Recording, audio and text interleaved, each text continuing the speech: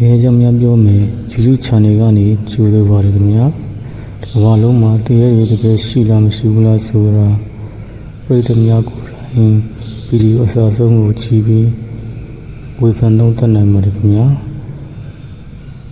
ကျွန်တော်ရဲ့ဗီဒီယိုလေးတွေကိုကြိုက်နေတဲ့လျင် like subscribe လုပ်ပြီးရင်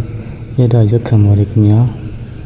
လူသားတွေရဲ့စိတ်အစဉ်မှာမမြင်ရတဲ့လောကအကြောင်းကိုသိကျင်တဲ့ဆန္ဒကရှေးရခင်ကတည်းကရှိခဲ့တာပါတကယ်ပဲဝိညာဉ်တွေရှိလားသူတို့နဲ့စကားပြောလို့ရမလားဆိုတဲ့သိကျင်စိတ်ကနေတဆင့်ကမ္ဘာတဝန်းမှာနှီးမျိုးစုံနဲ့တရေခေါ်နှီးတွေပေါ်ပေါက်လာခဲ့ပါတယ်ဒါပေမဲ့တခုသတိထားရမှာကတကားတစ်ခုကိုဖွင့်ဖို့ကလွယ်ပေမဲ့ပြန်ပိတ်ဖို့ကြတော့တင်ထင်တဲ့လောက်မလွယ်ကူတာပါပဲ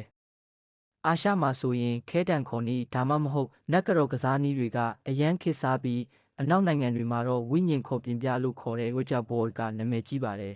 ။ဒီကစားနည်းတွေရဲ့အဓိကအချက်ကဝိညာဉ်တစ်ခုကိုဖိတ်ခေါ်ပြီးကိုသိကျင်တာတွေကိုမေးမြန်းတာပါဒါပေမဲ့တကယ်အန္တရာယ်ကဘသူ့ကိုခေါ်မိတယ်လဲဆိုတာကိုကျွန်တော်တို့မသိနိုင်တာပါပဲ။တင်ခေါ်လိုက်တာကတင့်ဆွေမျိုးမဟုတ်ဘဲနာကျင်ဒေါသထွက်နေတဲ့ဝိညာဉ်စုတစ်ခုဖြစ်နေခဲ့ရင်အဲ့ဒီဝိညာဉ်ကတင့်နောက်ကိုအိမ်ထိလိုက်လာတတ်ပါတယ်။1980ခုနှစ်တွေတုန်းက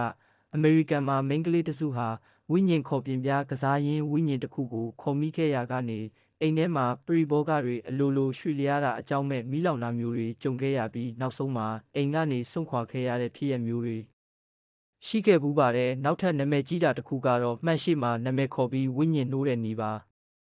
မှန်ဆိုတာတစ်ဖက်လောကနဲ့ဆက်သွယ်ထားတဲ့တကားပေါက်တစ်ခုလိုယူဆကြတာကြောင့်ညစ်တဲ့အခါမှန်ရှိမှာဖျောင်းတိုင်ထုံပြီးဝိညာဉ်နာမည်ကိုထပ်ခါတလဲလဲခေါ်လိုက်ရင်မှန်ထဲမှာရုပ်ပြက်ဆင်းပြက်တဲ့ဝိညာဉ်တစ်ခုပေါ်လာတတ်တယ်လို့ဆိုကြပါတယ်။ဒါကိုစမ်းသပ်ခဲ့တဲ့ဆယ်ကျော်သက်တချို့ဟာမှန်ထဲမှာထူးဆန်းတဲ့မျက်နှာကြီးကိုမြင်လိုက်ရပြီးနောက်ပိုင်းစိတ်ဝေဒနာခံစားရတာညဘက်အိမ်မရပဲမှန်ကြည့်ရမှာကိုကြောက်လန့်သွားတာမျိုးတွေဖြစ်ခဲ့ကြပါတယ်။တကယ်တော့ဒါဟာစိတ်အာရုံခြောက်ခြားတာဖြစ်နိုင်တယ်လို့တကယ်ပဲတစ်ဖက်လောကတကားကိုတွားဖွင့်မိတာလည်းဖြစ်နိုင်ပါတယ်မြန်မာနိုင်ငံကကိုတွေ့ဖြစ်ရတစ်ခုမှဆိုရင်လည်းတငယ်ချင်းတစုဟာသူ့တန်တစ်ခုမှတရေခေါ်ဖို့စမ်းသပ်ခဲ့ကြပါတယ်သူတို့ခေါ်ပြီးတဲ့နောက်ပိုင်းမှာအဖွဲ့တွေကတယောက်ဟာအိမ်ပြန်ရောက်တဲ့အခါထူးဆန်းစွာဖျားနာပြီးညဘက်ဆိုရင်ဘယ်သူမှမရှိတဲ့နေရာကိုကြည့်ပြီးစကားတွေပြောနေတတ်ပါတယ်သူလိုက်လာပြီးသူငါ့ကိုခေါ်နေတယ်လို့ပဲထက်ခါတလဲလဲပြောနေခဲ့တာပါနောက်ဆုံးမှာအထက်လန်းဆရာတွေနဲ့ကုသခဲ့ရပြီးသူတို့ခေါ်မိခဲ့တာကသူ့တန်ကမကျွတ်မလွတ်သေးတဲ့ဝိညာဉ်ဆိုးတစ်ခုဖြစ်နေခဲ့တာကိုသိခဲ့ရပါတယ်။ဒါအပြင်တချို့ကလည်းတကောင်ရံအချိန်မှာအမောင်ခန်းထဲမှာထိုင်ပြီးဘယ်သူမှမရှိတဲ့ခုံလွတ်တစ်ခုကိုထားကဝိညာဉ်ကိုလာထိုင်ဖို့ဖိတ်ခေါ်တတ်ကြပါတယ်